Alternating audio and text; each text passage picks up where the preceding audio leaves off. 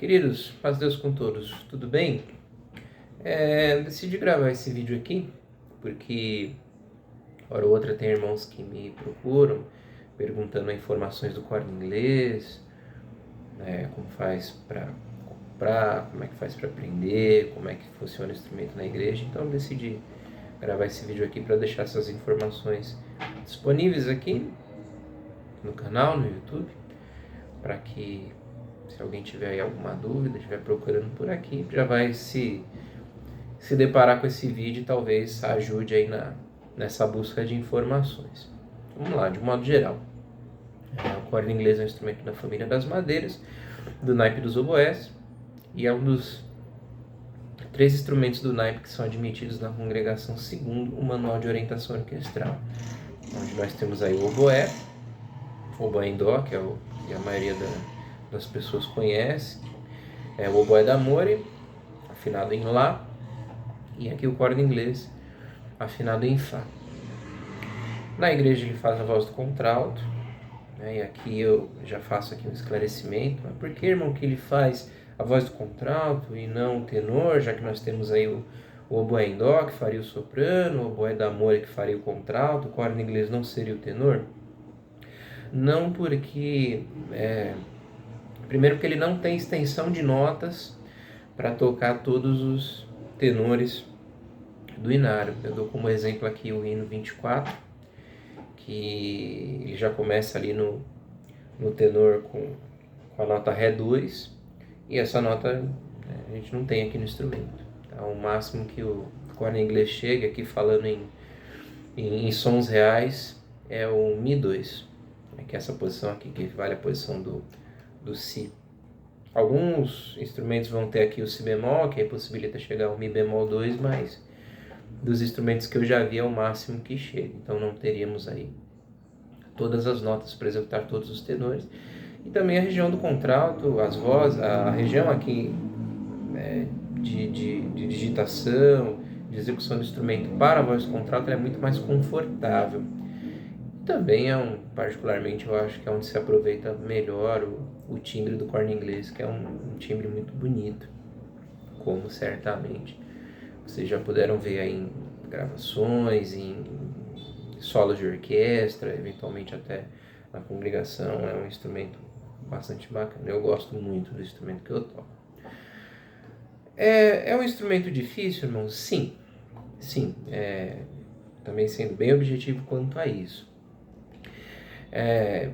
E eu já pensei em responder essa pergunta até de outras formas, como depende da pessoa, depende do aluno, depende do tempo de estudo. Sim, isso é verdade, mas de um modo geral é um instrumento, sim, difícil de aprender, tanto para quem é candidato, está começando a aprender a música agora, e eu posso dizer que mesmo quem já toca pode ter até maiores dificuldades do que quem está aprendendo música agora, porque quem já toca, principalmente quem já toca instrumento de sopro, você tem que... É uma mudança total de técnica do instrumento, porque às vezes tem irmão que me pergunta: é parecido com clarinete? Não.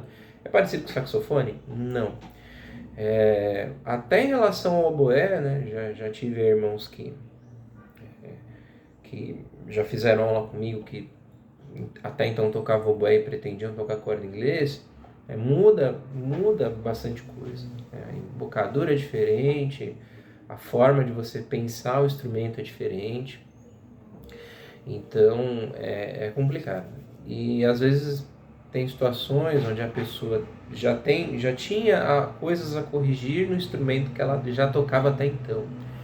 E aí tem que corrigir essas coisas primeiro, para depois ela começar a realmente pensar em desenvolver aqui no corno inglês. Dou um exemplo: se o irmão, vamos supor, toca clarinete, tem problemas com postura, com respiração, com o uso da coluna de ar, a gente tem que trabalhar em cima desses pontos para então a pessoa dar seguimento aí nos estudos, porque senão vai ter bastante dificuldade. A postura, por exemplo, é algo muito importante. O corno inglês ele é um instrumento grande e é um instrumento um tanto pesado, então uma má postura pode trazer problemas aí de coluna, enfim, alguns problemas aí que não são desejáveis para a pessoa. Com relação ao inário, né, transposição, o corno inglês ele é um instrumento transpositor, então em orquestra a partitura ela já vem para ele escrita com a transposição. E hoje na igreja nós já temos também essa facilidade. Desde 2018 nós temos o inário em Fá, que serve aqui para o corno inglês, então isso facilitou bastante. Antigamente a gente tinha que aprender no inário em Dó, a transposição, mas hoje em dia a gente já tem essa facilidade aqui. Onde a gente acha instrumento para comprar? Infelizmente no Brasil a gente ainda não tem fabricantes que o façam, pelo menos eu não conheço nenhum, não lembro de nenhum que faça o instrumento aqui no Brasil, então é um instrumento que a princípio ele vem aí, ele é comprado via importação ou em lojas aqui no Brasil que são especializadas aí na venda desses instrumentos, tá? Valor, irmão, qual que é o valor aí de compra de um corno inglês? Tem tudo quanto é preço. A gente tem aí desde instrumentos que eu já vi até mais ou menos recentemente, variando aí em torno de R$ 5.000, até instrumentos aí de primeira linha que custam na faixa aí de 8, 9 mil euros, que multiplicando aí dá uma boa quantidade de reais, né? Aí, irmão, é um detalhe que isso fica muito de acordo com as condições de cada um, né? Tem gente que tem menos condições aí de comprar um instrumento, então vai procurar aí mais barato, e tem outras pessoas que já têm uma condição melhor e vão poder comprar um instrumentinho um pouco melhor para iniciar. Mas a grande questão claro, além do valor, principalmente o estado do instrumento. Mesmo instrumento novo, ele pode vir aí com problemas. Por exemplo, eu tive uma situação recente de um aluno que fez aí uma importação direta, tudo legal, recolheu os impostos, tudo bonitinho, mas é um instrumento que veio diretamente da China. E acabou que esse instrumento ele veio com chaves tortas. Por exemplo, essa chave aqui, ó, que é uma chave de ponte, que faz aqui ela dá um apoio entre o furo aqui do Fá sustenido e o furo do Sol sustenido. Essa chave aqui ela veio torta, ela estava dobrada assim, mais ou menos 45 graus à esquerda. Então, com muito cuidado, a gente teve ali que desentortar a chave, colocar ela no lugar para o instrumento tocar. E ainda bem que esse irmão, ele tinha ali minha ajuda, porque senão ele ia ficar em casa absolutamente perdido, sem saber por que o instrumento dele não estava tocando. Então, irmãos, tem que ter muito cuidado, por favor. E é um pedido em geral assim que os instrutores de oboé eles fazem, nós instrutores de oboé fazemos. E procurem alguém experiente para ajudar nesse processo da compra, porque às vezes a gente compra e, vamos dizer, dar alguns exemplos aqui, na empolgação, às vezes é um instrumento barato, acho que é uma grande oportunidade, achei um corno inglês num preço acessível. Então, irmãos, tomem muito cuidado, principalmente com instrumentos usados, porque tem instrumentos que quanto mais velhos eles ficam melhores. Esses instrumentos aqui, quanto mais velhos eles ficam, claro, desde que eles acabem não sendo conservados, eles ficam piores. Se o instrumento é bem conservado direitinho, ele dura por muitos anos. Mas, infelizmente, não é o caso da maioria dos instrumentos usados que a gente vê sendo vendidos por aí. Tá? Então tem que ter muito cuidado, por favor, peçam ajuda aí para pessoas mais experientes, irmãos que já toquem, irmãos que conheçam o instrumento, tá? Que é um instrumento muito específico, a manutenção dele é muito específica, então tem que ter esse cuidado aí para não ter prejuízo, porque às vezes a gente vê um instrumento barato, vê como uma oportunidade, mas aí depois que vai ver tem que ajustar isso, tem que ajustar aquilo. Às vezes o instrumento está até sem condições de uso e a pessoa não sabe, então é prejuízo. Uma reforma completa de um corno inglês é cara, então a gente tem que tomar muito cuidado aí, tá bom?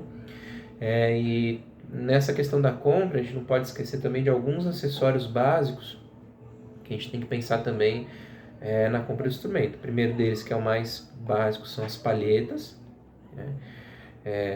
Que de início a pessoa não precisa saber fazer palheta, não precisa comprar os acessórios para fazer palheta, que também são caros, tá? Mas a pessoa tem que se preocupar em comprar com alguém que venda e que saiba fazer, ok? Então isso aí tem que estar também no orçamento. Eu recomendo comprar de início assim 3 ou 4 palhetas para que haja um revezamento delas, para que você não fique usando uma palheta só. Isso faz com que ela envelheça muito mais rápido. Então nós temos as palhetas, tem a correia. Ela é um acessório opcional, mas ela é muito útil porque, como eu disse, o instrumento ele é um instrumento um tanto pesado, então a correia ela ajuda aí a você não suportar todo o peso do instrumento nos braços. A depender da pessoa isso pode dar tendinite, alguns outros problemas aí musculares, então é muito recomendável aí que se tenha a correia. Suporte de chão, porque o corno inglês ele não pode ser pendurado, né? A gente tem ali aqueles ganchinhos nos bancos da congregação, mas como ele é um instrumento grande, por exemplo, aqui tem essa argolinha, mas é justamente para o encaixe da correia, não para que ele fique pendurado. Mas se você deixa ele pendurado, olha o que pode acontecer. Ele vai ficar desse jeito, pode acabar caindo, então ele deve ser sempre colocado, apoiado no chão, no suporte.